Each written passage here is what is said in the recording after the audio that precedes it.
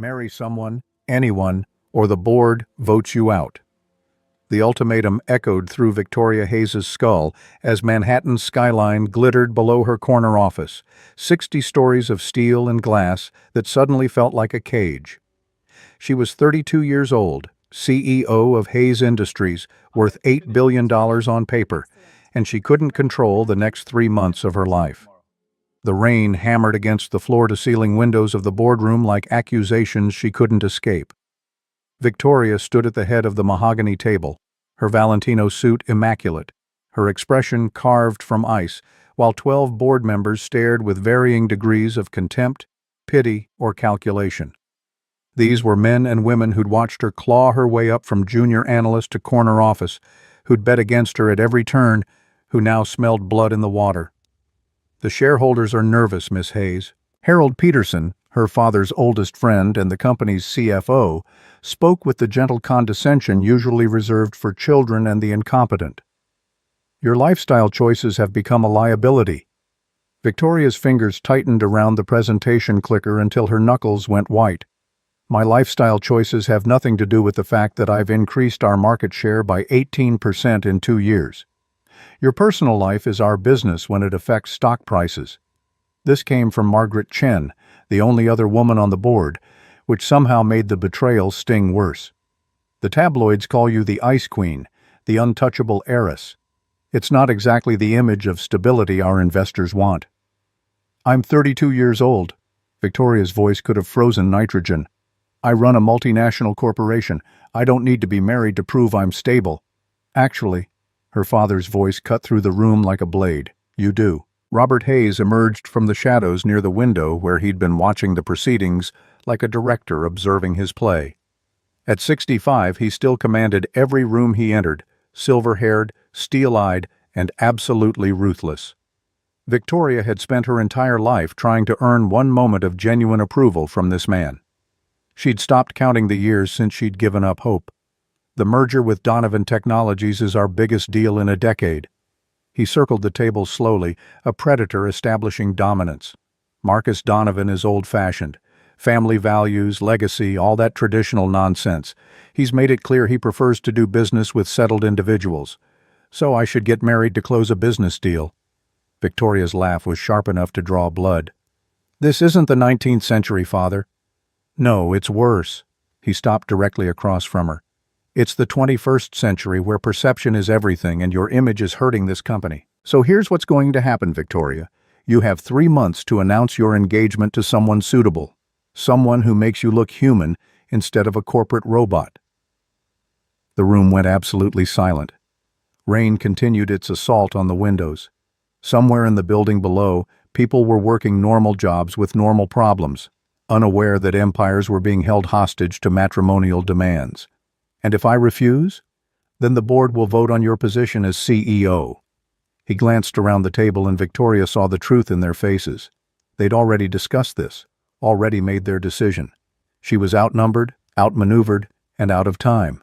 "I imagine you'll be offered a generous severance package and a seat on the board. Purely advisory, of course." Victoria's throat tightened, but she refused to let them see her swallow. This company was everything. Her mother had died when Victoria was 8, and her father had raised her in boardrooms and merger negotiations. She'd sacrificed relationships, friendships, every normal experience to prove herself worthy of the Hayes name. She'd given up her 20s to quarterly earnings reports. She'd given up love for leverage. 3 months. 3 months. Her father confirmed it like a judge passing sentence. "Find someone, Victoria, or lose everything you've worked for." 2 weeks later, Victoria sat in bumper-to-bumper traffic on I-87, her hands white-knuckled on the steering wheel of her Mercedes, and wondered when her life had become a nightmare she couldn't buy her way out of. Her phone buzzed for the 14th time in an hour. She didn't need to look to know it was Richard Morrison, the corporate lawyer her father had helpfully suggested as a potential husband. Richard was 46, twice divorced, and had the personality of wet cardboard. Their 3 dinners together had been exercises in endurance. He'd spent the first one explaining his investment portfolio, the second detailing his divorce settlements, the third proposing a mutually beneficial arrangement where they'd maintain separate residences and minimal contact. He'd actually used the phrase mutually beneficial arrangement while cutting his steak into precise quarter-inch cubes. The traffic lurched forward another foot, then stopped. A sea of brake lights stretched to the horizon. Victoria made a decision. She jerked the wheel right, cutting across 2 lanes to the shocked honking of other drivers, and took the exit marked Millbrook Creek, 15 miles. She had no idea where Millbrook Creek was, and she didn't care. She just needed to breathe, to think, to be anywhere but the suffocating grid of Manhattan where everyone knew her face and her failure. The highway gave way to country roads, then to something barely qualifying as pavement.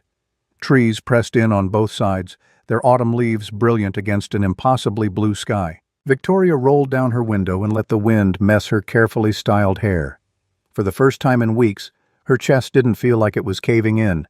The air smelled like wood smoke and something sweet she couldn't identify. A bird called from somewhere in the trees. It was aggressively peaceful. Then the engine made a sound like a dying animal, and every warning light on the dashboard lit up like Christmas. No. No, no, no. Victoria coasted to the shoulder, which was generous terminology for a slightly flatter part of the ditch. She stared at the dashboard in disbelief. This car cost more than most people's houses. It was serviced monthly at the dealership. It did not break down on random country roads. But apparently it did. She grabbed her phone. No signal. Of course there wasn't. Victoria climbed out of the car in her Louboutins and pencil skirt, totally unprepared for the reality of rural New York in October. Her heels sank into soft earth. Mud splattered across Italian leather that cost more than some people's monthly rent. She started walking. 20 minutes later, her feet screaming and her professional composure thoroughly shredded, Victoria spotted a building ahead. Not a gas station or a convenience store, but she'd take anything at this point. As she got closer, she saw it was a workshop. Weathered wood siding, a hand-painted sign that read Carter Woodworks, and a yard full of what looked like handcrafted furniture. Through the open door, she could hear the whine of a saw. Victoria hesitated. She'd never asked a stranger for help in her life. She'd never needed to. But her phone was dead, her car was useless, and she was standing in the middle of nowhere in $1,000 shoes that were now ruined beyond repair. Pride, at this point, was a luxury she couldn't afford. She walked toward the workshop. James Carter was in the middle of cutting a mortise joint when he heard the voice. "Hello? Is anyone there?" He killed the power on the saw and looked up, ready to greet Mrs. Patterson, who usually stopped by on Thursdays to pick up her repaired kitchen chair. Instead, he found himself staring at a woman who looked like she'd stepped out of a magazine and gotten very, very lost.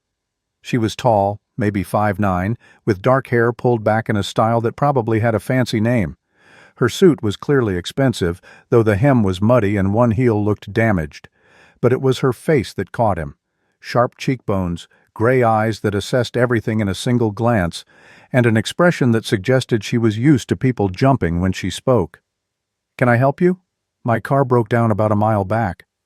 Her voice was clipped, professional, like she was addressing an underperforming employee. "I don't have cell service. Could I use your phone?" "Sure." He gestured to the ancient landline mounted on the wall. "Help yourself." She crossed to it on unsteady heels, and James noticed she was favoring her left foot. City shoes, he thought. Probably cost more than his truck and about as practical for walking on gravel roads. While she made her call, James studied her more carefully. Everything about her screamed money and power. The watch alone could probably fund Sophie's surgery, but there was something else too. Something in the tight set of her shoulders and the exhaustion around her eyes that reminded him of the way he'd looked in the mirror 3 years ago when Emma was dying and he'd been trying to hold everything together through sheer force of will. "They can't send a tow truck for 3 hours." She hung up with barely controlled frustration. "Is there a hotel nearby? A coffee shop?" James almost laughed. "This is Millbrook Creek. We have a diner, a general store, and a whole lot of nothing. Nearest hotel is probably 40 miles back the way you came." Her jaw tightened. For a second he thought she might actually cry, which seemed impossible for someone who looked like she could freeze hell over with a glance. "I have a bench out front."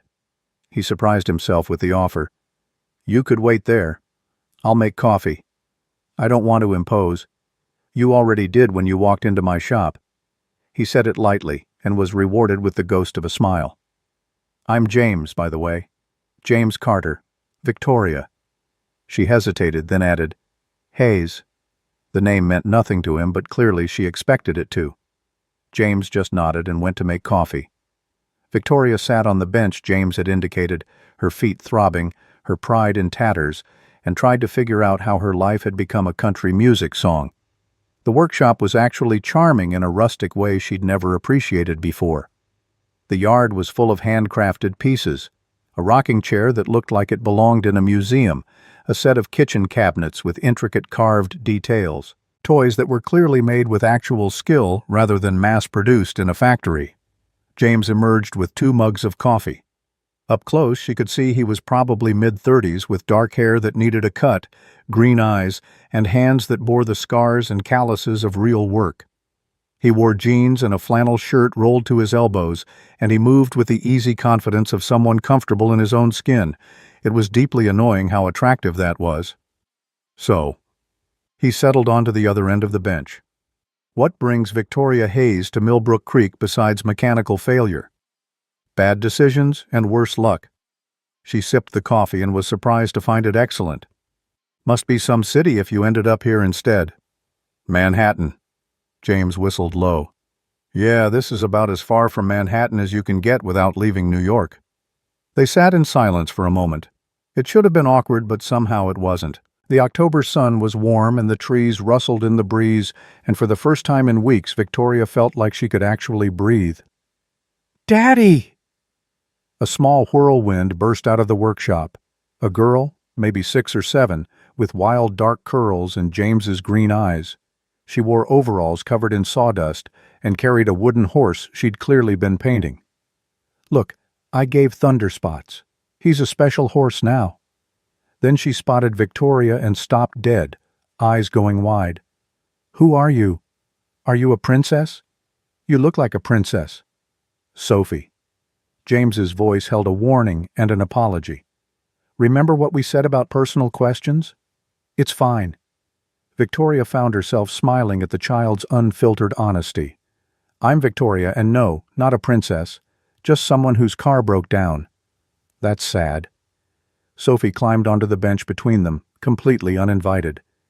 "Do you want to see my horse? His name is Thunder because he runs really fast and makes loud noises."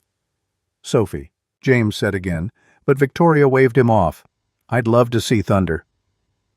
For the next 20 minutes, Victoria learned more about wooden horses than she'd ever imagined possible. Sophie was a force of nature, chattering non-stop, showing off her paintings, asking questions faster than Victoria could answer them. And James watched his daughter with such open affection that Victoria felt something crack in her chest. This was what family looked like. Not board meetings and ultimatums, not strategic marriages and corporate alliances, just a father and daughter in a sunlit yard sharing something real. "Sophie, go wash up for lunch," James said finally. "You've got paint everywhere. Can Victoria stay for lunch?" Sophie turned those enormous green eyes on her father. "Please, we never have fancy company. I'm sure Victoria has somewhere to be." "Actually," Victoria heard herself say, "I'd love to stay if that's all right." James looked surprised, but he nodded. "Sure. Fair warning, though, lunch is probably just sandwiches. Sandwiches sound perfect." The apartment above the workshop was small and cluttered in a way that made Victoria's minimalist penthouse feel sterile by comparison. There were toys scattered across the floor, artwork taped to the walls, dishes in the sink, and a general sense of lived-in chaos that should have made her uncomfortable but somehow didn't. "Sorry about the mess," James said, clearing papers off the kitchen table. "We weren't expecting company." "It's fine." Victoria watched as Sophie dragged a stool to the sink to wash her hands. Really, over sandwiches that were, as promised, simple but good, Victoria learned more about James Carter. He'd been a carpenter for 15 years, specializing in custom furniture and restoration work. His wife, Emma, had died 3 years ago from cancer. He was raising Sophie alone, trying to make ends meet while keeping his business afloat. He didn't say it directly, but Victoria was good at reading between lines. Money was tight. Very tight. "What about you?" James asked. What do you do in Manhattan? I run a company. Victoria surprised herself with the honesty. Or I did. It's complicated. Daddy runs a company too, Sophie announced proudly. Carter Woodworks. We make the best toys in the whole world. I can see that. Victoria gestured to the wooden horse Sophie had set carefully on the table. You're very talented. Daddy made it, Sophie said. He makes everything. He's magic. James's ears turned red. It's just woodworking, sweetheart.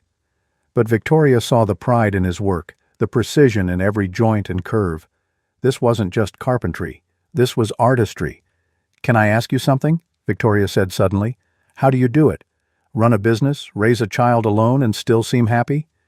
James exchanged a glance with Sophie. We're a team, he said simply. We look out for each other. That's enough. That's enough. Victoria thought about her penthouse with its 16 rooms and zero love, her closet full of designer clothes she wore to impress people she didn't like, her calendar crammed with obligations and empty of joy. When was the last time anything had been enough? Before she could spiral further, Sophie tugged on her sleeve. Victoria, do you know how to braid hair? Daddy tries, but he's really bad at it. Hey, James protested, but he was smiling. I can try. Victoria had never braided anyone's hair in her life, but Lily was already gathering supplies, a brush, rubber bands, and what appeared to be clips shaped like butterflies. For the next 30 minutes, Victoria sat on the floor while Sophie settled between her knees, chattering about school and friends and the upcoming fall festival. James coached from the sidelines, clearly amused as Victoria struggled with sections and patterns she'd never considered before. There. Sophie jumped up to check the mirror, and her squeal of delight was so pure that Victoria felt her throat tighten. It's perfect. I look like Elsa. You look beautiful, Victoria said honestly. Can you come back and do it again? Please? Before Victoria could answer, James's phone rang. He checked the screen and frowned. I need to take this. It's the hospital. He stepped into the other room, but Victoria could hear his voice drop low, urgent. When he came back 5 minutes later, his face was pale. Sophie, go play in your room for a bit, okay? But, now, sweetheart. Something in his tone made Sophie obey without arguing. When she was gone, James slumped into a chair and dragged his hands through his hair. Everything okay? Victoria asked quietly. Not really. He looked at her and she saw the fear he'd been hiding. Sophie has a heart condition, congenital defect. She needs surgery, but it's not covered by our insurance. The hospital just moved up the timeline. They want to do it in 4 months instead of next year. How much? The surgery? About $300,000. He laughed bitterly. Might as well be $3 million. I've been saving everything I can, but I'm not even close. Victoria's mind raced. $300,000. For her, that was nothing. Less than nothing. She'd spent more on artwork she didn't particularly like. What about loans? Payment plans? I've tried everything. I own this building outright, but it's not worth much. I've got maybe $40,000 in savings. I've picked up every job I can find, but... He shook his head, defeated. I'm out of options. They sat in silence. Through the wall, Victoria could hear Sophie humming as she played. Then, before she could talk herself out of it, Victoria spoke. What if I could help? James looked up sharply. What? What if I paid for Sophie's surgery, covered all the costs? No strings attached. Victoria, I can't accept charity, especially not from someone I just met. It's not charity. Her heart was pounding, but her voice stayed steady. This was insane, reckless, possibly the stupidest idea she'd ever had. But watching James with Sophie, seeing the love and desperation in his eyes, had cracked something open in her chest. And suddenly, she saw a solution to both their problems. It would be a business arrangement. She continued, You need money for your daughter's surgery. I need a husband. The words hung in the air between them like something fragile and dangerous. I'm sorry, what? Victoria took a breath and made her pitch, something she was very, very good at. I need to be married within 3 months or I lose my company. You need money to save your daughter's life. So here's my proposal. We get married. A contract marriage, 1 year. You play the role of my husband for public appearances, family events, whatever's necessary. In exchange, I pay for Sophie's surgery, clear any debts you have, and provide a comfortable stipend for living expenses. You can't be serious. I'm completely serious. She met his eyes. I know this sounds crazy, but you said you're out of options. Well, so am I. This could solve both our problems. James stood up and paced to the window. You want to pay me to marry you? I want to hire you for a role. Think of it as a year-long acting job with excellent benefits. This is insane. Yes, Victoria agreed. It is. But is it more insane than letting your daughter's surgery get delayed because you can't afford it? Than watching her get sicker while you exhaust yourself trying to scrape together money that might not come in time? It was a low blow, and they both knew it. But James didn't argue. 1 year, he said finally. 1 year. After that, we divorce quietly.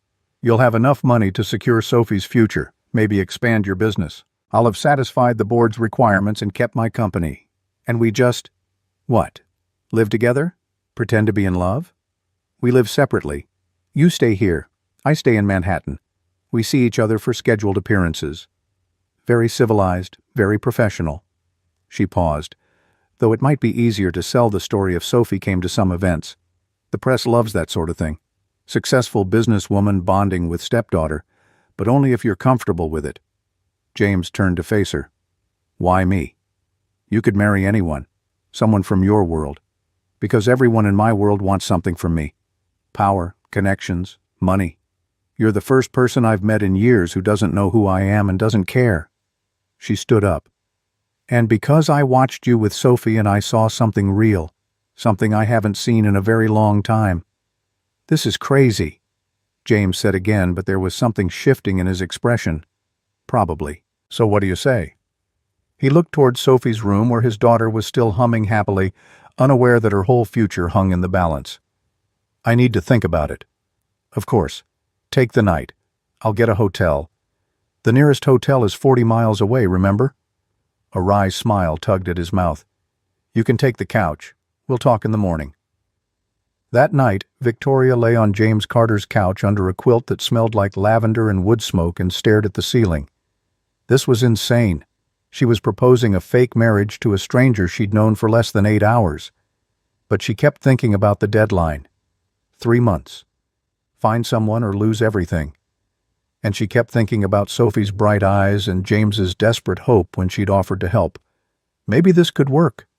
Maybe they could both get what they needed. From the bedroom, she heard James's quiet footsteps, the creak of floorboards as he checked on his daughter, the gentle sounds of a bedtime routine she'd never experienced herself. Victoria pulled the quilt tighter and closed her eyes. Tomorrow, James would give her his answer, and one way or another, her life would never be the same. In the bedroom, James sat on the edge of Sophie's bed and watched his daughter sleep. $300,000. A year of his life. A fake marriage to a woman who lived in a different universe. It was insane. But Sophie's next cardiology appointment was in 2 weeks, and he already knew what the doctor would say. Her condition was getting worse.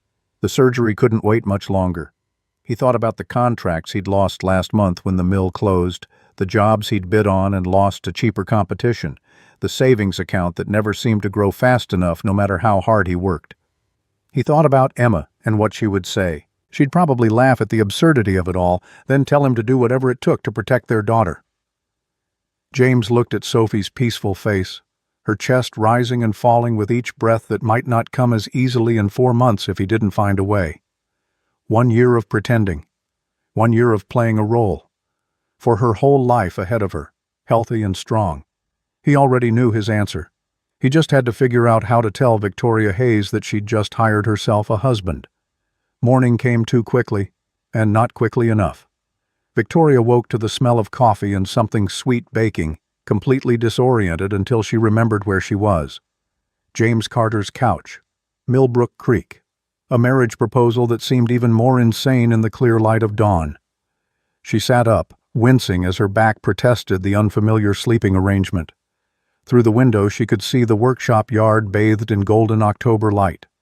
She could hear voices from the kitchen. But why can't I have chocolate chips for breakfast? Because chocolate chips aren't breakfast food, sweetheart. That's why we put them in pancakes. That's basically the same thing, Daddy. Victoria found herself smiling despite her nerves. She folded the quilt carefully, smoothed her hopelessly wrinkled suit, and walked into the kitchen. James looked up from the stove, spatula in hand, and their eyes met. In that single glance, she knew he was going to say yes. Morning came too quickly, and not quickly enough. Victoria woke to the smell of coffee and something sweet baking, completely disoriented until she remembered where she was. James Carter's couch. Millbrook Creek. A marriage proposal that seemed even more insane in the clear light of dawn. She sat up, wincing as her back protested the unfamiliar sleeping arrangement. Through the window she could see the workshop yard bathed in golden October light. She could hear voices from the kitchen. "But why can't I have chocolate chips for breakfast?" "Because chocolate chips aren't breakfast food, sweetheart. That's why we put them in pancakes. That's basically the same thing, Daddy." Victoria found herself smiling despite her nerves. She folded the quilt carefully, smoothed her hopelessly wrinkled suit, and walked into the kitchen. James looked up from the stove, spatula in hand, and their eyes met. In that single glance, she knew he was going to say yes. "Morning. Coffee's fresh. Pancakes are almost ready."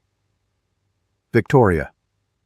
Sophie bounced over, her braid from yesterday now loose and wild. "Are you staying forever?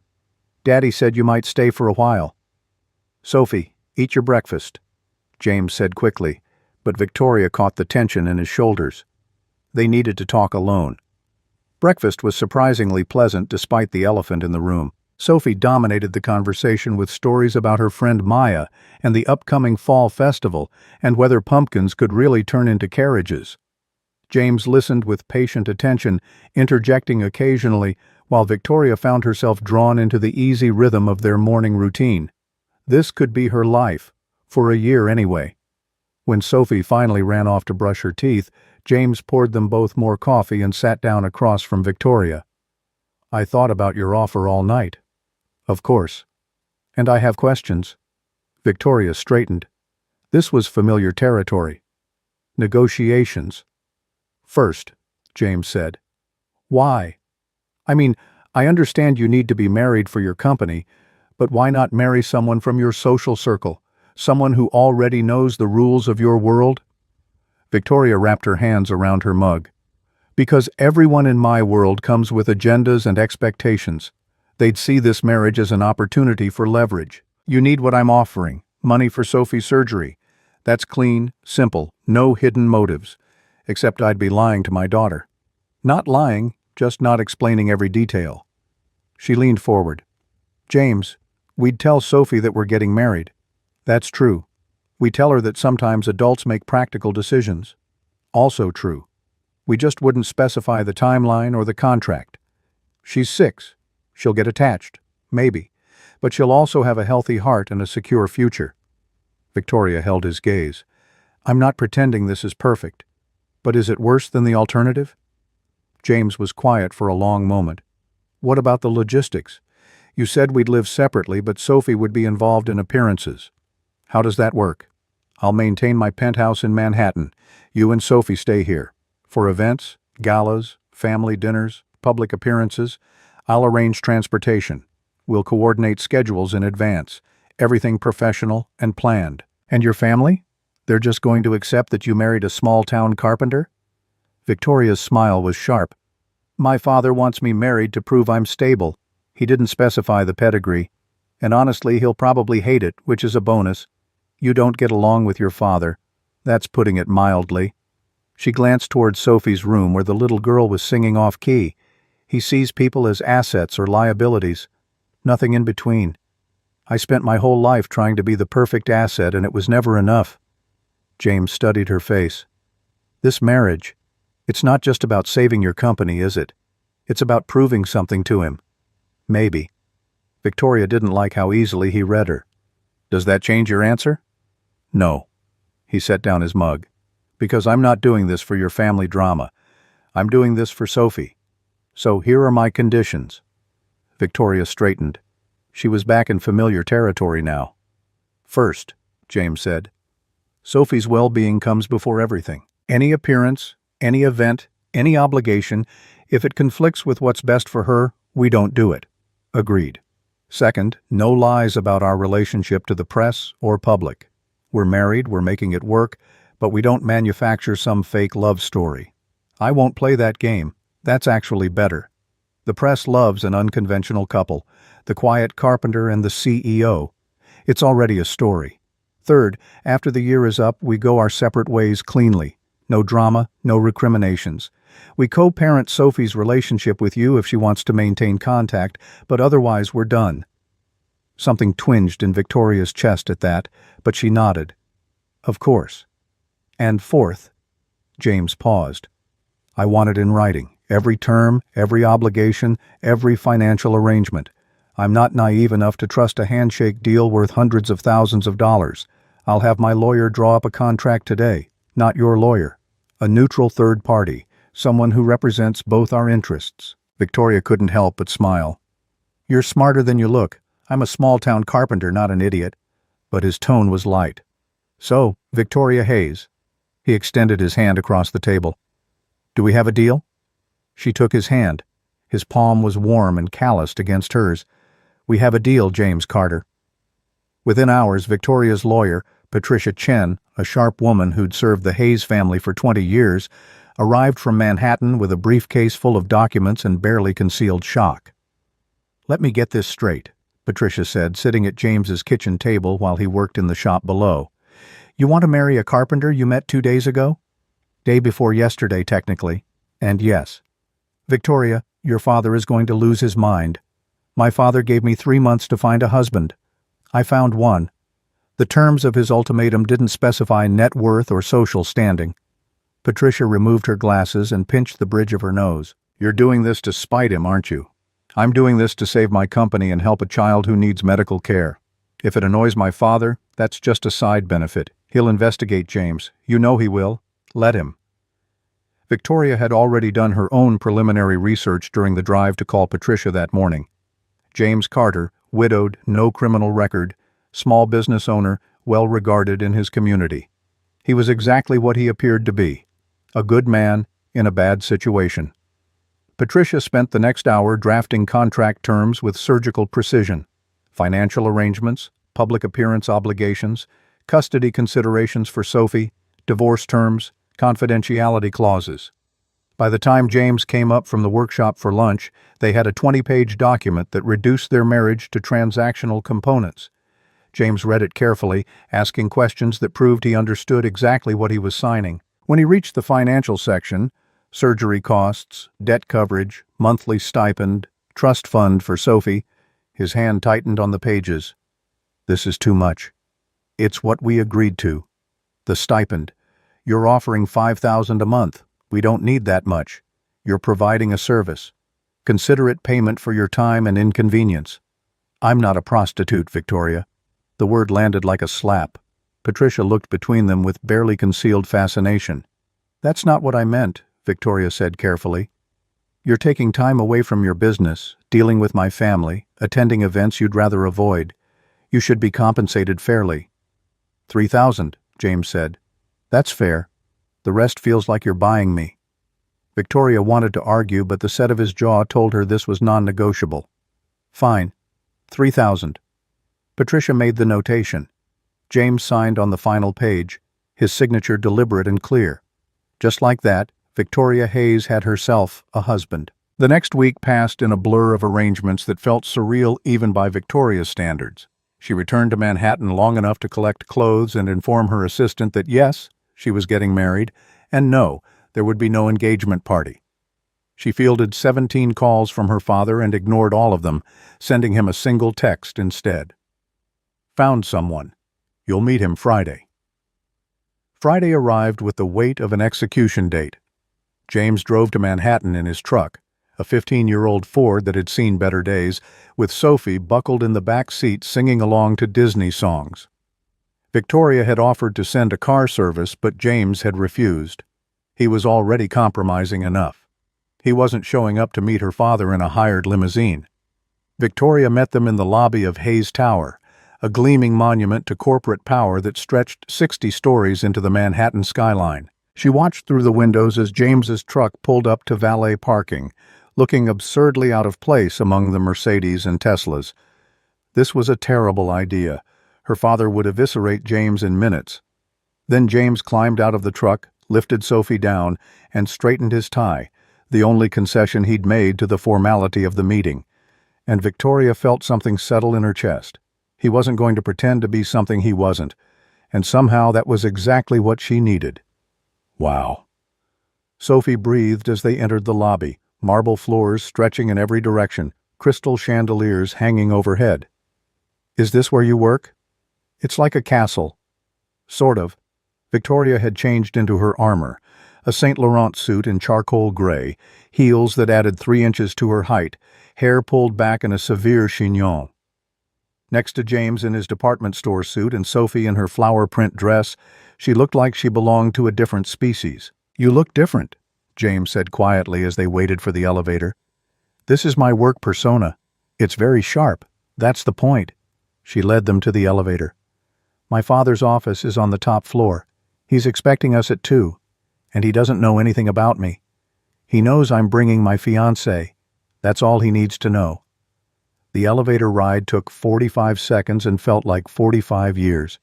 Sophie pressed her nose to the glass, watching the city drop away below them, while James stood very still beside Victoria. You okay? I'm about to meet a billionaire who thinks I'm marrying his daughter. So no, not really. Just be yourself. He'll hate that, but he hates everything. Very reassuring. The elevator doors opened directly into the executive suite. Robert Hayes's assistant, Margaret, a severe woman who'd worked for him for 30 years, looked up from her desk and did a double-take at James and Sophie. Miss Hayes, she said carefully, your father is waiting. He said to send you in immediately. Thank you, Margaret. Victoria turned to James. Ready? No, but let's do this anyway. They walked into Robert Hayes's office together, and Victoria saw her father's face go through several expressions in rapid succession: surprise, confusion, and finally, cold fury. Victoria. He stood from behind his massive desk. You said you were bringing your fiancée, not a... He trailed off, gaze traveling over James's off-the-rack suit and working man's hands before landing on Sophie. And a child. Father, this is James Carter, my fiancé, and his daughter Sophie. Victoria's voice could have frozen nitrogen. James, this is my father, Robert Hayes. James extended his hand. Mr. Hayes, nice to meet you. Robert stared at the offered hand like it might be diseased, but decades of social conditioning won out. He shook briefly, then immediately released. What do you do, Mr. Carter? I'm a carpenter. I own a woodworking business in Millbrook Creek. The temperature in the room dropped 20 degrees. A carpenter, Robert repeated. My daughter, the CEO of a multinational corporation, is marrying a carpenter. Yes, sir. And you have a child? Yes, sir. Sophie is 6. Robert's gaze shifted to Victoria.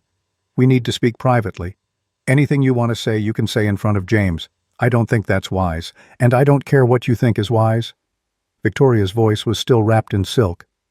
You gave me 3 months to find someone suitable. I found someone. James is kind, hard-working, and genuine, qualities that seem to be in short supply in our social circle. He's a carpenter from nowhere with a child and presumably no money. You can't seriously expect... Mr. Hayes? James interrupted quietly, and something in his tone made Robert stop mid-sentence. I understand this isn't what you expected. I understand that from where you're standing, I look like someone taking advantage of your daughter. That's putting it mildly, but I'm not. Victoria and I have an understanding. We know what we're getting into, and whether you approve or not, we're getting married. Sophie, who'd been uncharacteristically quiet, chose that moment to pipe up. Are you really Victoria's daddy? Because you seem kind of mean.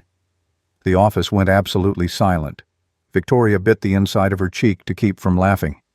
James looked mortified, and Robert Hayes stared at the 6-year-old who'd just called him mean with an expression that suggested he'd never been spoken to like that in his entire life.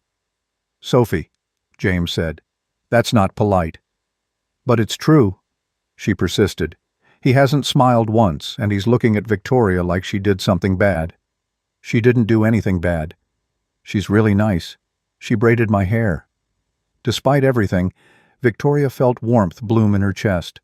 This ridiculous, wonderful child was defending her to one of the most powerful men in New York. Robert seemed to be struggling with how to respond to a 6-year-old's brutal honesty. Finally, he turned back to Victoria. "This is absurd. You're making a mockery of—" "I'm fulfilling the terms you set." Victoria cut him off. "You wanted me married within 3 months to someone who makes me look stable. James is stable. He's a business owner, a father, a respected member of his community. He checks every box you specified.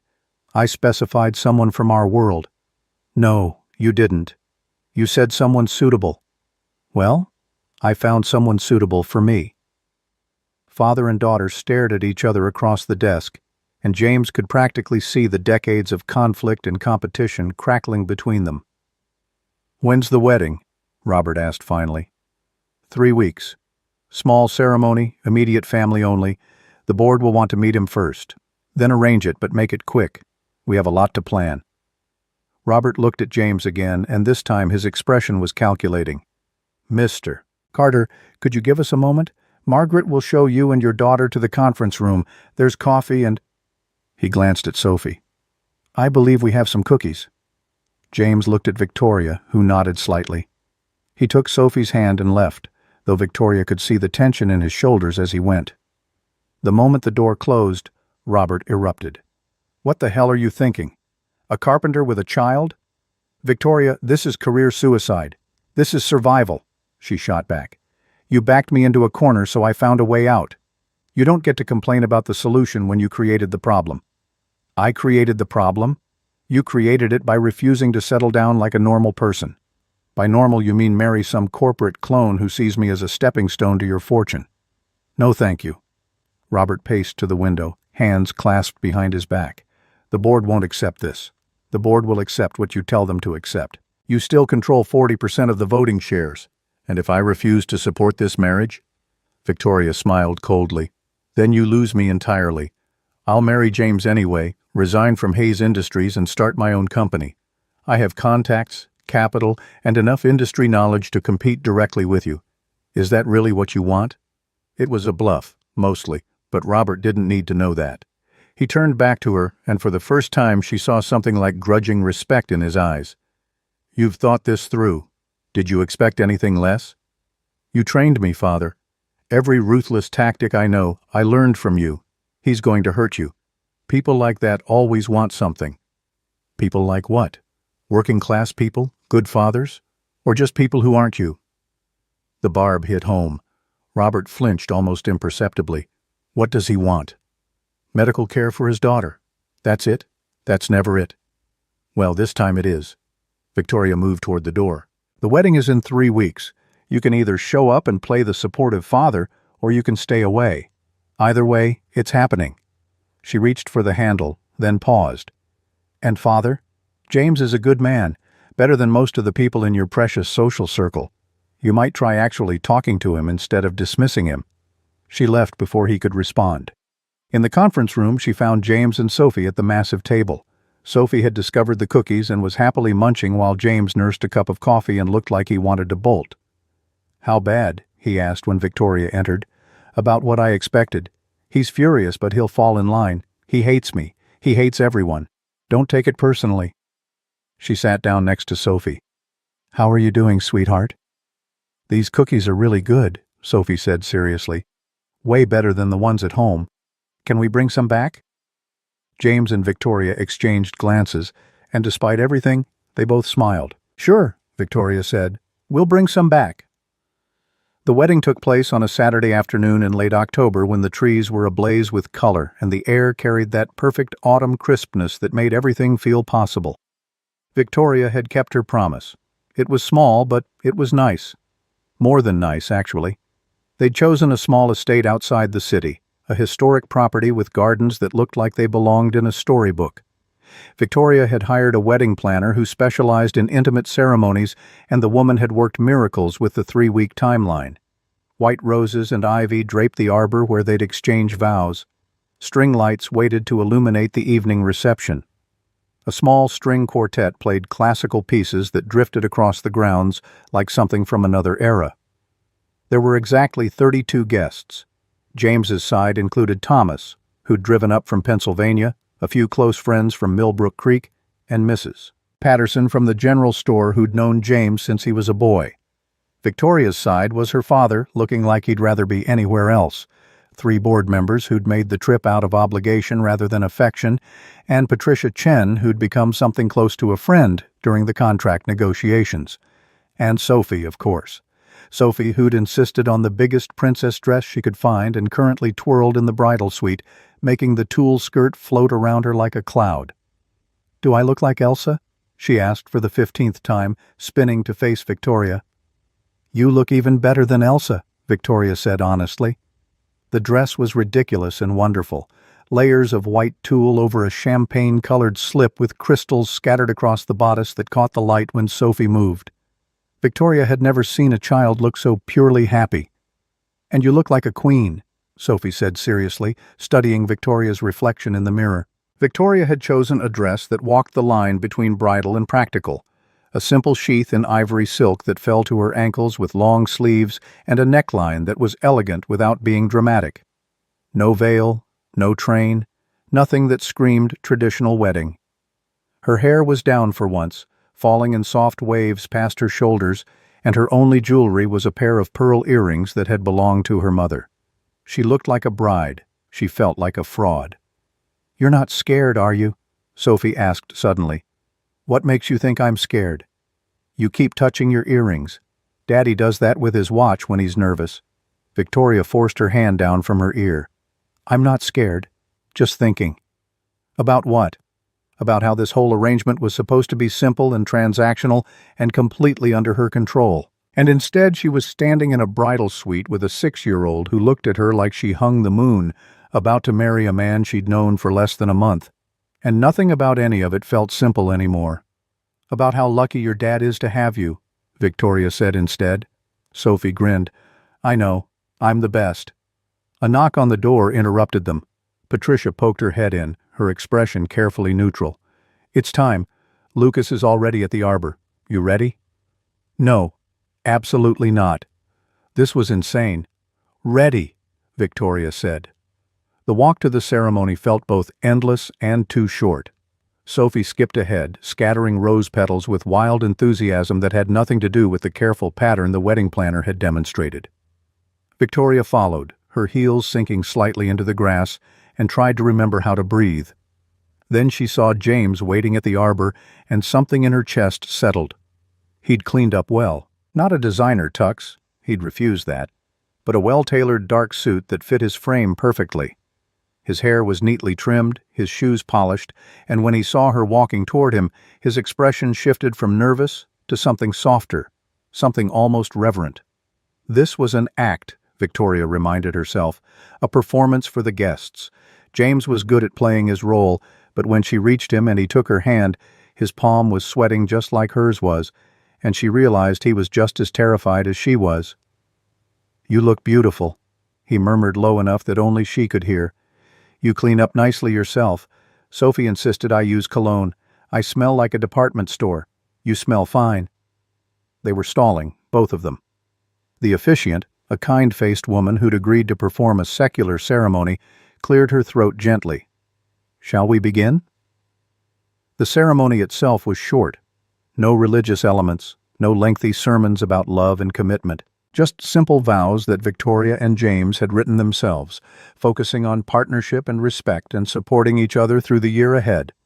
The words were carefully chosen to be honest without revealing the contract underneath.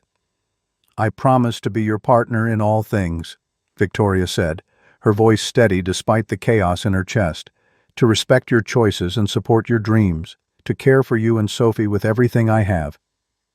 James's vows were simpler. "I promise to stand beside you even when it's hard, to be honest even when the truth is uncomfortable, to build something real out of this chance we're taking together. Build something real." The words hit Victoria harder than they should have. This wasn't supposed to be real. This was business. But when James slipped the wedding band onto her finger, white gold, simple and elegant, and she did the same for him, it felt real. Terrifyingly, impossibly real. "By the power vested in me," the officiant said with a warm smile. I now pronounce you husband and wife. You may kiss your bride." They'd discussed this part. A brief kiss, nothing dramatic, professional and appropriate. But when James leaned in and pressed his lips to hers, something sparked between them that had nothing to do with contracts or performances. It lasted maybe 3 seconds, but in those 3 seconds, Victoria forgot about the guests and the arrangement and every careful wall she'd built around herself. When they pulled apart, James looked as shaken as she felt. "Well," he said quietly, "that was... yeah." They didn't get to finish the thought. Sophie crashed into them both, wrapping her arms around their legs in a hug that nearly toppled them over. "You're married! You're really married! Does this mean Victoria is my mom now?" James and Victoria exchanged panicked glances over her head. "It means Victoria is part of our family now," James said carefully. "We'll figure out the details as we go." "Okay." Sophie seemed satisfied with that answer. She grabbed both their hands.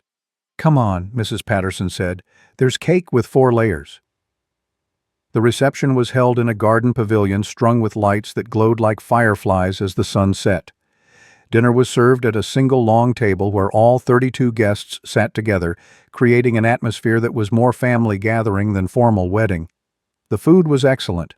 James had insisted on comfort food over haute cuisine, roasted chicken and autumn vegetables and fresh bread that filled the pavilion with warmth. Victoria found herself seated between James and Thomas, who'd spent most of the ceremony looking at her like she was an alien species. "So," Thomas said as the first course was served, "you really run a multinational corporation. I really do. And you married my little brother the carpenter. I really did." Thomas took a long drink of wine. "James said you two met when your car broke down." "That's right. And you just decided to get married. Just like that." James leaned over. "Tom, don't interrogate my wife at our wedding reception." "I'm not interrogating. I'm trying to understand how my brother, who hasn't dated anyone since Emma died, suddenly shows up married to a billionaire." "I'm not a billionaire," Victoria interjected. "My family is. There's a difference." "Right. That makes it way less weird." Despite herself, Victoria liked Thomas. He had James's directness without the diplomatic filter, and his skepticism was refreshing after months of people telling her what they thought she wanted to hear. "Look," she said, setting down her fork, "I know this seems sudden and unconventional, but James and I have an understanding. We're both getting something we need out of this arrangement." Thomas's eyebrows rose. "Arrangement? You're calling your marriage an arrangement?" "Tom," James warned. "No, I want to hear this. What exactly is my brother getting out of this arrangement?" Victoria met his eyes steadily. "Security for Sophie, medical care, a stable future." "And what are you getting? Someone who sees me as a person instead of a stepping stone to my father's fortune. We're both adults making an adult decision." Thomas studied her for a long moment, then looked at James, then back to Victoria. "You're paying for Sophie's surgery." It wasn't a question. "Yes, and that's why James agreed to this. That's part of it." Thomas was quiet for a moment, processing. Then he raised his glass. "Well then, welcome to the family, Victoria. We're a mess, but we're honest about it." They clinked glasses and Victoria felt something loosen in her chest. At least someone in James's family understood, even if they didn't necessarily approve. Across the table, Robert Hayes watched the interaction with cold calculation. He'd barely spoken to anyone all evening, choosing instead to observe like a predator studying prey. When the meal finished and people began mingling, he approached Victoria with the precision of a chess master planning his next move. "We need to talk. We're at my wedding reception, Father. Can it wait?" "No." He guided her away from the pavilion toward a quieter section of the garden. Victoria glanced back once and saw James watching them, his expression concerned, but she shook her head slightly. She could handle her father. When they were alone, Robert turned to face her. "I had him investigated." "Of course you did. He's exactly what he appears to be. Small-town carpenter, widowed 3 years ago. Daughter with a congenital heart defect requiring surgery he can't afford. No criminal record, no debts beyond normal business operations, no scandals." "Did you expect to find something?" "I expected to find an angle. Everyone has one. Maybe James doesn't. Robert laughed, but there was no humor in it. Everyone has an angle, Victoria. His is obvious. He needs money for his daughter. What I can't figure out is yours. I told you. I needed to be married. You could have married Richard Morrison or any of a dozen suitable men who would have strengthened the company's position. Instead, you married a nobody from nowhere. Victoria's temper flared. James is not a nobody. He's a skilled craftsman, a devoted father, and a decent human being. Those qualities seem to be in short supply in your world. My world? It's your world too, Victoria. You were born into it, raised in it, trained to lead it. And now you're throwing it away for what? A carpenter who makes toy horses? I'm not throwing anything away. I'm fulfilling the terms you set. I'm married. The board is satisfied. The merger with Donovan Technologies can proceed. You got what you wanted. What I wanted was for you to take this seriously, to understand that your position requires sacrifice and strategy, not— He gestured back toward the pavilion where laughter drifted through the evening air. This is sacrifice, Victoria said quietly. More than you know. Robert studied her face. You care about him. The carpenter. I respect him. That's not what I asked. Victoria looked away. It doesn't matter what I feel. This is a business arrangement, just like every other decision I've made in service to this company. In a year, it will be over, and everything will go back to normal. Will it? Robert's voice was sharp. Because from where I'm standing, you look at him the same way your mother used to look at me before I destroyed that too. The admission hung between them like something fragile and dangerous. In 32 years, Robert had never once mentioned destroying his marriage. He'd never acknowledged that his relentless ambition had cost him the only person who genuinely loved him. I'm not you, Victoria said. Victoria. And James isn't Mom. We have an agreement, clear terms, an expiration date. It's clean. Nothing involving actual human beings is ever clean, Victoria. You should know that by now. He walked away before she could respond, leaving her alone in the garden with truths she didn't want to examine too closely. When Victoria returned to the pavilion, the party had shifted into celebration mode. The string quartet had been replaced by a DJ playing music that had Sophie and several of James's friends dancing enthusiastically. The cake had been cut, 4 layers of chocolate and vanilla with buttercream frosting that Sophie had declared the best thing ever, and champagne flowed freely. James found her immediately, appearing at her elbow with a glass of wine and a concerned expression. You okay? You were gone a while. My father wanted to share his thoughts on our marriage. Let me guess. Not impressed. That's putting it mildly. Victoria took the wine gratefully. He had you investigated. James's expression darkened. Of course he did. Find anything interesting? Just that you're exactly who you say you are. He seemed disappointed. Sorry to be so boring. They stood together watching the dancing. Sophie was teaching Mrs. Patterson some complicated move that involved a lot of spinning, and both of them were laughing so hard they could barely stand. She's having the time of her life, James said softly. She is. This is going to hurt her when it ends, you know. More than I thought. Victoria had been trying not to think about that. We have a year to prepare her, to help her understand. You can't prepare a kid for loss. Trust me, I tried when Emma was dying. It doesn't work that way. The pain in his voice made Victoria's chest ache. I'm sorry about your wife. I know this can't be easy, getting married again so soon after. It's been 3 years. That's not that soon. Still. James was quiet for a moment. Emma would have liked you, actually. She had this thing about people being genuine. She could always tell when someone was putting on an act. And you, despite all the CEO armor and corporate speak, you're real. She would have appreciated that. It was possibly the nicest thing anyone had ever said to Victoria. I wish I could have met her. Yeah, me too. The DJ announced it was time for the first dance. James groaned. I forgot about this part. You forgot about the first dance at your own wedding? I was hoping it would magically skip itself. Can't dance well, there's a difference. Victoria set down her wine glass and extended her hand. Come on, we'll survive 3 minutes. The song was something slow and classic, Frank Sinatra crooning about love and stars. And James was right. He wasn't a great dancer, but he was earnest about it, counting steps under his breath and trying hard not to step on her feet. It was endearing in a way that expensive dance lessons could never be. "You're doing fine," Victoria murmured. "I'm butchering this. Sinatra won't mind." They swayed together under the string lights, and Victoria became acutely aware of how close they were. James's hand warm against her back, the smell of his cologne mixing with something else. Sawdust and soap and something uniquely him. The way he was looking at her, like she was something precious instead of a business transaction. This was dangerous territory. They'd agreed to keep things professional, but professional didn't usually involve your heart racing when someone held you close. "Victoria," James said quietly. "Yeah?" "That kiss earlier. During the ceremony." Her breath caught. "What about it? That was just for show, right? For the guests." She should say yes. Should laugh it off and remind him this was all performance. Should rebuild the walls that were getting dangerously thin. But she couldn't make herself lie. "I don't know," she admitted. James's hand tightened on her waist.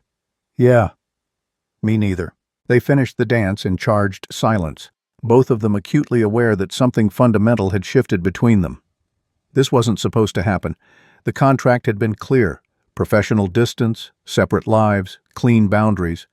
But boundaries were harder to maintain when you were swaying in someone's arms under October stars, with their daughter spinning nearby in a princess dress. And every single thing about the moment felt like something you wanted to keep forever. The song ended.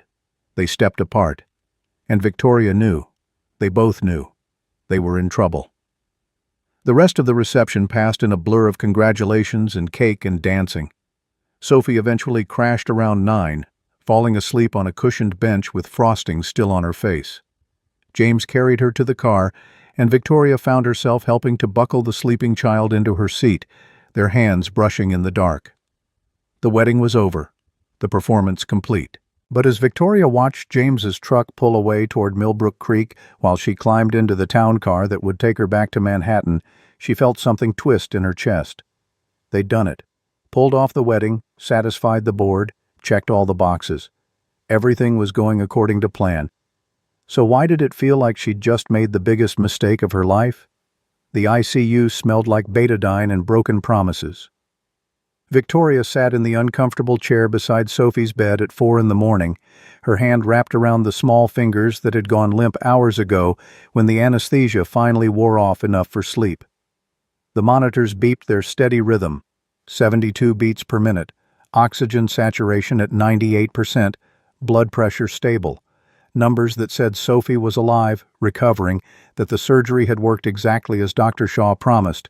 But the numbers didn't account for what Sophie had whispered before drifting off. "You stayed." Victoria had pulled an all-nighter plenty of times. Quarterly earnings reports, merger negotiations, crisis management when a product launch went sideways. She'd functioned on coffee and adrenaline for days at a stretch. But this exhaustion went deeper than lack of sleep. This was the bone-deep weariness of someone who'd just realized they'd been gambling with something they couldn't afford to lose. Sophie stirred, her eyelids fluttering. Victoria tensed, waiting to see if the little girl would wake or settle back into medicated dreams. Sophie's eyes opened, still drowsy but aware. Her gaze found Victoria immediately. "You stayed." Sophie's voice was barely a whisper, hoarse from the breathing tube they'd removed 6 hours ago. "I promised I would." "Where's Daddy?" "Sleeping." Victoria gestured toward the parent room down the hall where James had finally collapsed around 2 a.m. after Thomas physically dragged him away from the bedside. "Should I get him?" Sophie shook her head slightly. "Not yet. Can you stay with me?" "As long as you want." They sat together in the pre-dawn quiet. The hospital around them was starting to wake up, footsteps in the hallway, the rattle of a medication cart, someone's alarm going off 3 rooms down. Sophie's small hand tightened on Victoria's. "Does it hurt?" "A little." Sophie's eyes were serious, studying Victoria's face like she was trying to solve a puzzle. "But not too bad." The silence stretched. Victoria could feel the question coming, could see it building behind Sophie's green eyes. She'd been dreading this moment since they'd wheeled the little girl into surgery. "Victoria." Sophie's voice was small. "Are you going to be my mom now, like forever?" The question landed like a physical blow. Victoria had known this was coming, had rehearsed answers in her head during the endless hours of waiting, but none of them felt adequate now, sitting here with Sophie looking at her with such desperate hope. "Sweetheart, because I really want you to be." Sophie's words came faster, tumbling over each other. "You're nice and you make Daddy smile and you're really good at braiding hair now. You'd be a really good mom." Victoria's throat closed completely. She thought about the contract tucked away in her penthouse safe, about the 8-month countdown to their divorce, about how she'd agreed to this arrangement specifically because it had an expiration date. And now that date felt like a guillotine hanging over everything good in her life.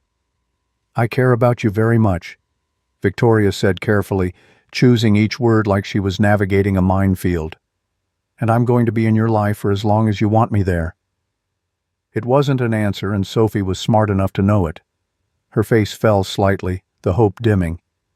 "But you're not staying forever." "I don't know what forever looks like yet, honey," Victoria's voice cracked. "But I know I'm here right now, and that's what matters." Sophie considered this with the serious expression of someone much older than 6. The monitors continued their steady beeping. Somewhere down the hall, a baby started crying. "Okay," Sophie said finally. "Can you hold my hand more? It makes me feel better." "Of course." They stayed like that until James woke and came rushing in, his relief at seeing Sophie conscious almost bringing him to his knees. But Victoria saw the question in his eyes too, the worry about what Sophie might have asked, what Victoria might have promised. The rest of the day passed in a blur of doctors and nurses, and Thomas bringing Sophie's favorite stuffed animals from home.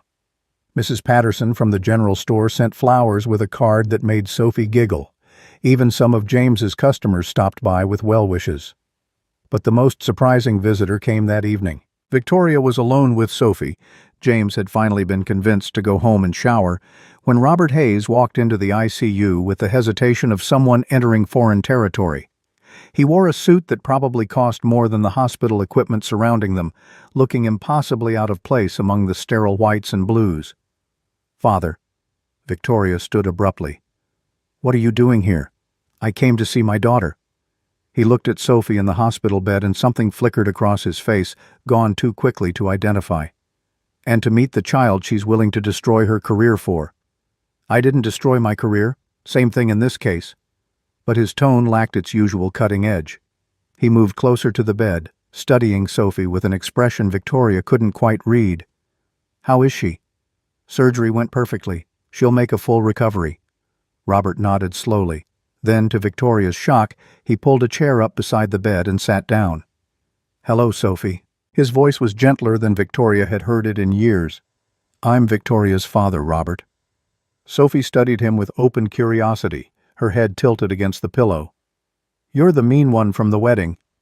Despite everything, Victoria had to bite the inside of her cheek to keep from laughing, leave it to Sophie to be brutally honest. But Robert surprised her by laughing. Actually laughing, a sound Victoria hadn't heard since before her mother died. "Yes, I suppose I am. I'm sorry about that. I wasn't very welcoming."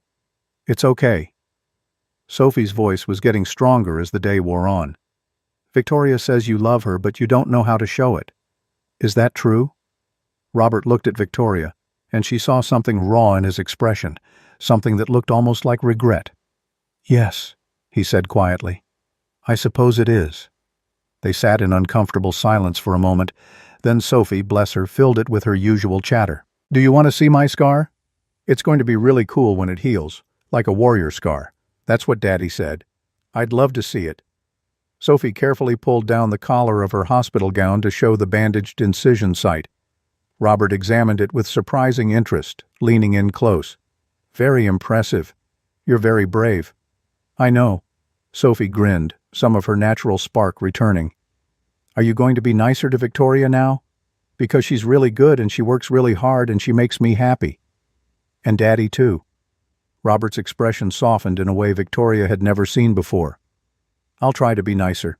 Thank you for pointing that out."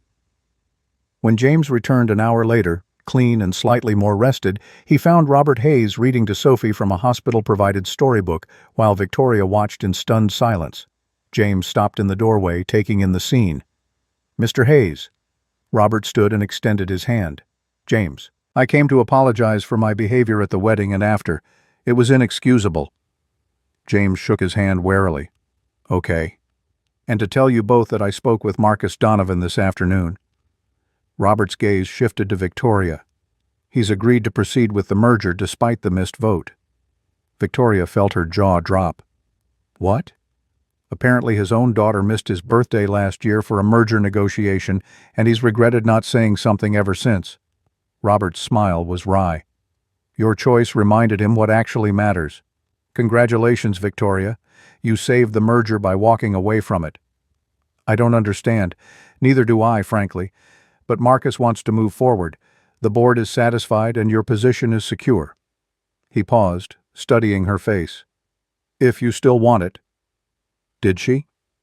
Victoria looked at Sophie in the hospital bed, at James standing protectively nearby, at the life she'd accidentally built in Millbrook Creek. Then she thought about Hayes Industries and the years she'd spent proving herself, the work she actually did care about despite her father's impossible standards. I want it, she said slowly, but on different terms. I want to work from Millbrook Creek 3 days a week. I want to maintain normal hours so I can be present for Sophie and James. And I want you to stop treating my personal life like a corporate asset. Robert considered this. Done. Just like that? Just like that. He looked at Sophie again, and his expression was almost tender. Your mother would have liked her. She always wanted grandchildren. The mention of Victoria's mother, a subject Robert never discussed, hung in the air like something precious and fragile. She would have. Victoria agreed quietly. Robert left shortly after, but not before promising Sophie he'd visit again and asking if she liked chocolate because apparently he had a source for the best chocolate in Manhattan. When he was gone, James turned to Victoria with raised eyebrows. Did that really just happen?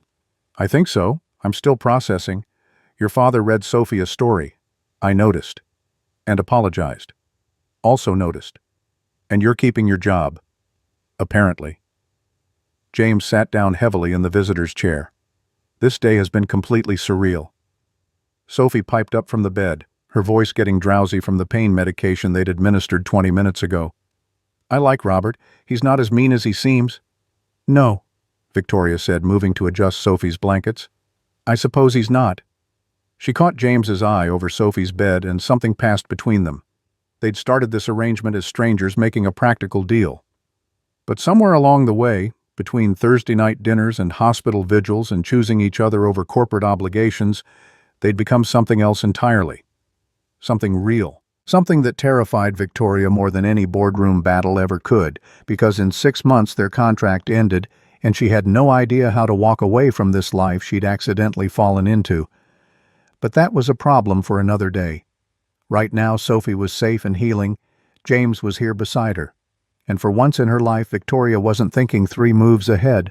She was just here, in this moment, holding the hand of a little girl who'd called her brave and standing beside a man who'd shown her what it meant to be genuinely loved. Sophie was discharged a week later with strict instructions about rest and limited activity, which she immediately tried to negotiate. But what if I rest while building a pillow fort? Light pillow fort construction only, Dr. Shaw said with barely concealed amusement. Nothing weight-bearing. The ride home felt surreal. James drove with exaggerated care while Sophie chattered about everything she wanted to do now that her heart was fixed. Victoria sat in the back seat with her, hyper-aware that this moment marked a shift. The crisis had passed. The surgery was done. And now they had to figure out what came next.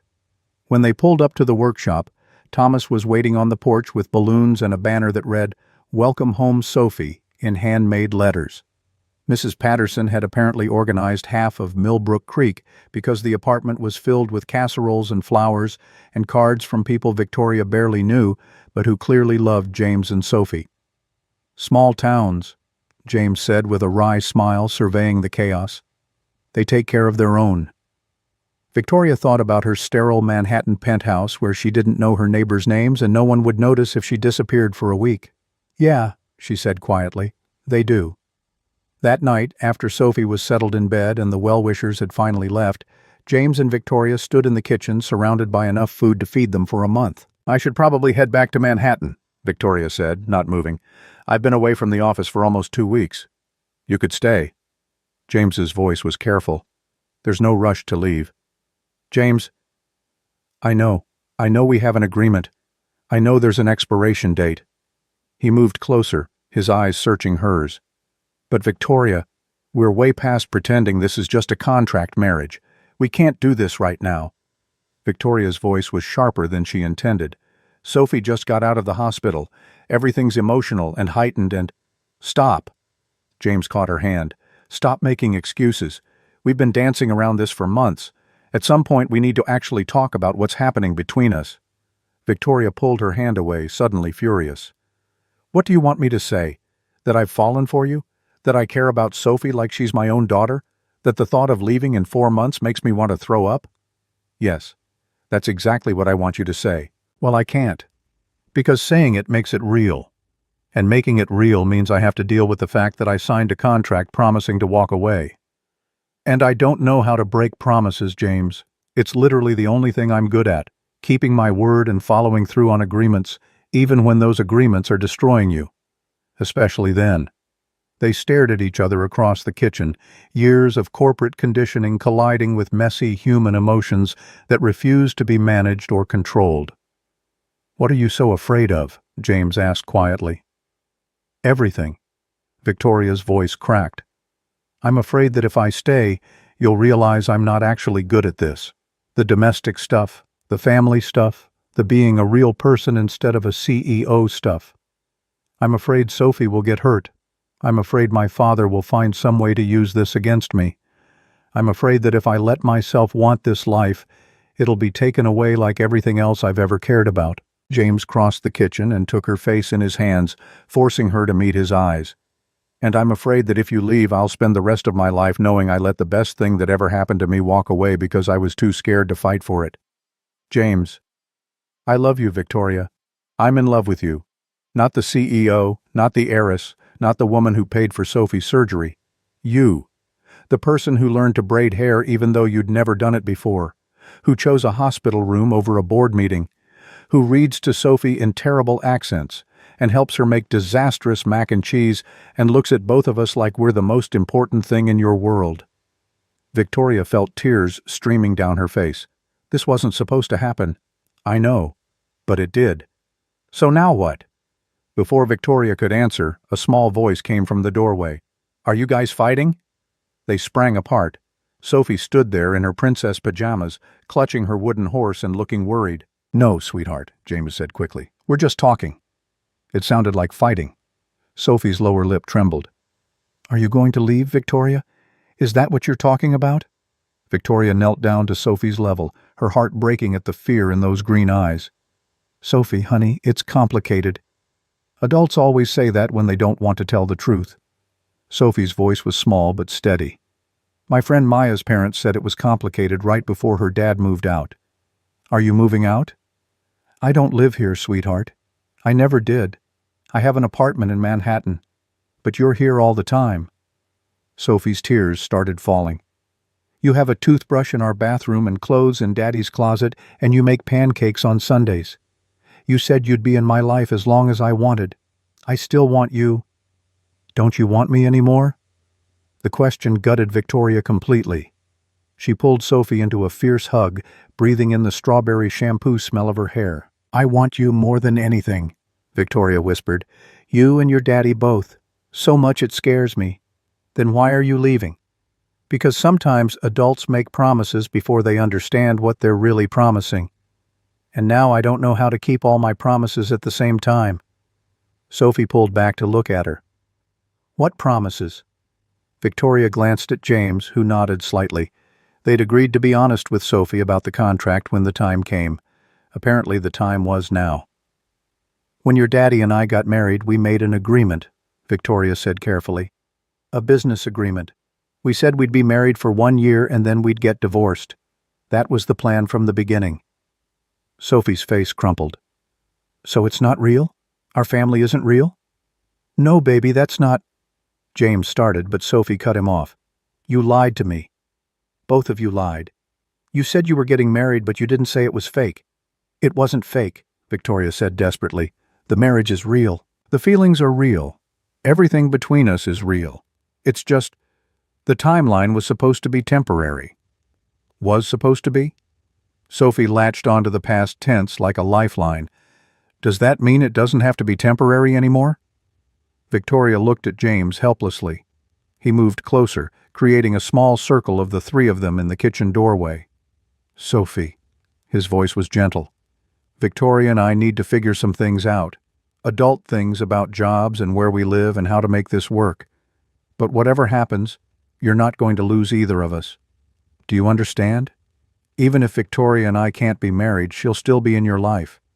But I want us to be a real family. Sophie's voice broke. Like Maya has, with a mom and a dad who live in the same house and love each other. We do love each other, Victoria said before she could stop herself. The words hung in the air like a confession. James's eyes widened. Sophie stopped crying mid-sob. You do? I do. Victoria took a shaky breath. I love your daddy, and I love you, and I don't know how to make the logistics work, but I know I don't want to leave. Sophie threw herself at Victoria, wrapping her arms around her neck. Then don't leave. Just stay. It's easy. It's not that easy, sweetheart, James said, but his voice was thick with emotion. Victoria has a very important job in Manhattan. She can't just abandon it. Actually, Victoria said slowly, an idea forming. My father agreed I could work from Millbrook Creek 3 days a week. What if I made that permanent? Spent Monday through Wednesday in the city, Thursday through Sunday here. You'd do that? James asked. I'd do that if you want me to. If we can figure out how to make this an actual relationship instead of a contract. James pulled both of them into a hug, and they stood there in the doorway, 3 people who'd accidentally become a family without meaning to. We'll figure it out, he said. Together. Have you ever taken a risk on love that everyone said was crazy? Your family, your friends, even yourself at 3 a.m? Victoria had.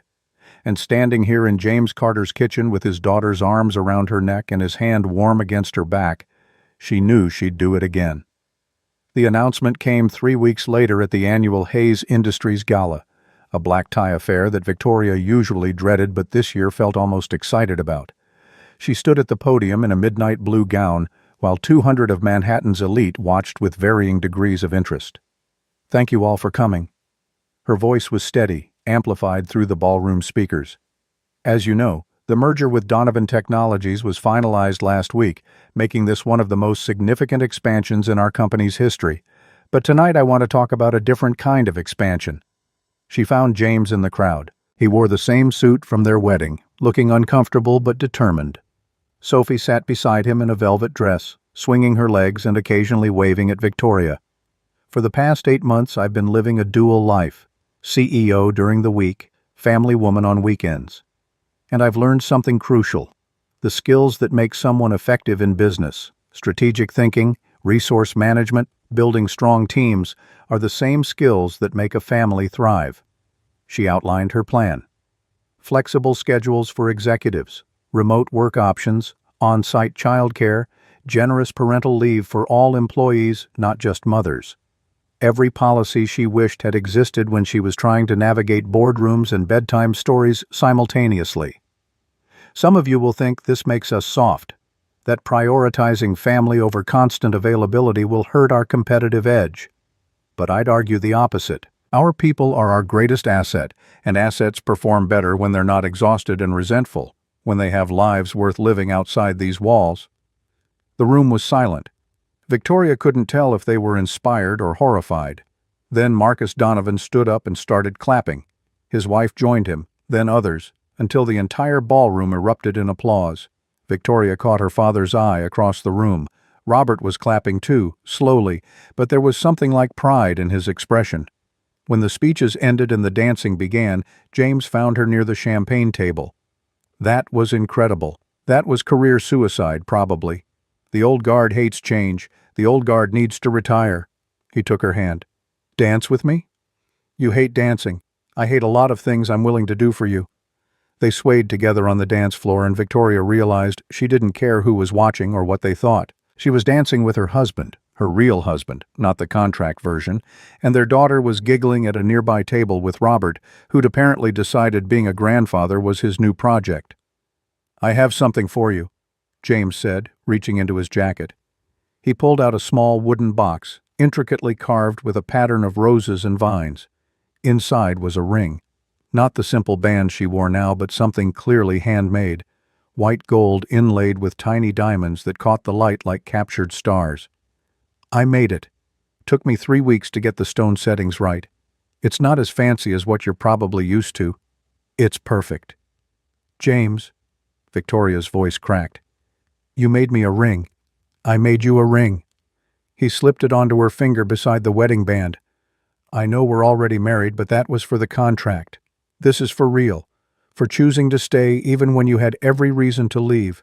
For loving Sophie like she's yours. For loving me when I'm covered in sawdust and terrible at dancing. I don't deserve this. You deserve everything." He pulled her closer. "Victoria Hayes Carter, will you stay married to me? Not for a contract or a merger or corporate optics, but because we're building something real together." Victoria looked at the ring on her finger, imperfect and handmade and more valuable than anything money could buy. "Yes," she whispered. "Yes, I'll stay married to you." They kissed right there on the dance floor, and somewhere nearby Sophie cheered loudly enough that half the ballroom turned to look. Victoria didn't care. Let them look. Let them judge. She'd spent 32 years caring what Manhattan society thought of her, and she was done. 6 months later, Victoria stood in the workshop watching James teach Sophie how to use a handsaw. They were making a bookshelf for her room, a project that had taken 3 times longer than necessary because Sophie insisted on helping with every step. The workshop had expanded. Victoria's business experience combined with James's craftsmanship had transformed Carter Woodworks from a struggling one-man operation into a thriving small company. They specialized in handcrafted children's furniture and toys, each piece made with the same care James had always used, but now with sustainable materials and ethical production practices Victoria had implemented. They'd hired 2 additional craftsmen and were training a third. Orders came from across the country, featured in magazines focused on artisan goods and conscious consumption. The business made money, not Manhattan money, but enough to be sustainable and growing. Victoria split her time between Millbrook Creek and Manhattan just as she'd planned. Monday through Wednesday in the city, running Hayes Industries with the same precision she'd always used, but without the soul-crushing hours. Thursday through Sunday in the workshop apartment where she'd gradually moved most of her belongings until the Manhattan penthouse felt like a hotel she occasionally visited. Robert had surprised everyone by embracing the change. He visited Millbrook Creek monthly, teaching Sophie chess and arguing with James about politics in a way that felt almost affectionate. He'd even started dating someone, Helen, a museum curator who called him on his behavior and made him laugh, which no one had seen Robert do in decades. "You're staring," James called without looking up. "I'm appreciating. She's getting good at this," he said proudly. "Another year and she'll be ready for actual projects." Sophie beamed, sawdust in her hair and determination on her face. "I'm going to make a whole bedroom set, a bed and a dresser and everything." "Ambitious," Victoria said. "I love it." Her phone rang. Patricia, probably with some urgent Manhattan crisis that needed immediate attention. Victoria silenced it. Whatever it was could wait until Monday. That evening they had dinner as they did every Thursday. Nothing fancy, just the 3 of them around the kitchen table talking about their days. Sophie chatted about school and her best friend Maya and the fall festival coming up. James mentioned a new commission for a restaurant in Albany. Victoria shared about the board meeting where they'd approved her proposal for satellite offices in 3 smaller cities. After dinner they cleaned up together. James washing, Victoria drying, Sophie putting away silverware and narrating the entire process like a cooking show. Then they moved to the living room where Sophie insisted on showing them her latest school project, a family tree that featured Victoria prominently labeled as Mom. "Is that okay?" Sophie asked anxiously. "Mrs. Patterson said I should ask first, but you feel like my mom, so I wanted to put you there." Victoria's throat tightened. They'd never formally discussed titles. Victoria had been Victoria for so long that she'd assumed that's how it would stay. "It's more than okay," she managed. "I'd be honored to be your mom." "Really?" Sophie's whole face lit up. Because Maya said you're not my real mom since you didn't birth me, but Daddy said family is about who shows up and who loves you, not about biology. Your daddy is right. He usually is. Sophie grinned. Don't tell him I said that. Later, after Sophie was asleep and James and Victoria sat on the porch watching stars emerge in the country sky, he reached for her hand. You know the contract expired 2 months ago. I know. We never signed divorce papers. I know that too. So technically we're just married. No expiration date. No exit strategy. Victoria laced her fingers through his. Terrifying, isn't it? Absolutely. He pulled her closer. Best decision I ever made, though. Saying yes to a crazy proposal from a woman whose car broke down. Best decision I ever made, too. Proposing to a carpenter I'd known for 17 minutes. They sat in comfortable silence, listening to crickets and distant traffic and all the small sounds that made up their life together. A year ago, Victoria had been drowning in corporate pressure and loneliness, convinced that success meant sacrifice and love was a liability. Now she had a family, a business partnership with her husband, a daughter who called her mom, and a life that felt full instead of empty. Victoria, James said. Yeah? Thank you for staying, for choosing this life even when it was messy and complicated and nothing like what you planned. Thank you for teaching me that messy and complicated can be beautiful. That real love doesn't fit in contracts or timelines. That sometimes the best things happen when you stop trying to control everything and just let yourself feel. James kissed her softly and Victoria leaned into him, into this life, into the terrifying, beautiful reality of being truly known and genuinely loved. Inside, Sophie slept peacefully, her surgically repaired heart beating strong and steady. In Manhattan, Hayes Industries operated with new policies that valued people over profit margins. In the workshop below them, orders waited for handcrafted furniture that would fill homes across the country with pieces made with care and skill.